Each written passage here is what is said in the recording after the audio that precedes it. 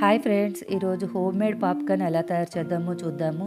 దీనికి ఒక దలసరి ప్యాన్ తీసుకొని అందులో కొద్దిగా గీ వేసిన తర్వాత కొద్దిగా ఉప్పు కారం వేసి కొద్దిగా గీ మరగనివ్వాలి. మరిగిన తర్వాత మన మొక్కజొన్న గింజలైతే కొద్దిగా తీసుకొని అందులో వేసుకోవాలండి. ఈ మొక్కజొన్న గింజలు సూపర్ మార్కెట్లో రెడీగా అవైలబుల్గా ఉంటాయి, మనం పర్చేస్ చేసుకోవచ్చు. మొక్కజొన్న గింజలు వేసిన తర్వాత హై ఫ్లేమ్లో పెట్టాలి. హై ఫ్లేమ్లో పెట్టి లిడ్ టైట్గా పెట్టాలి. పెడితే సౌండ్ అయితే మనకి ఇలా వస్తుంది. మనం సౌండ్ బాగా అబ్జర్వ్ చేయొచ్చు. అన్నీ అయిన తరువాత మనం లిడ్ ఓపెన్ చేయాలండి. దలసరి ప్యాన్ పెట్టడం వల్ల అడుగున ఏమీ ఉండకుండా ఉంటాయి.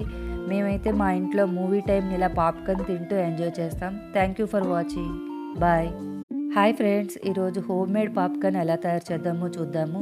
దీనికి ఒక దలసరి ప్యాన్ తీసుకొని అందులో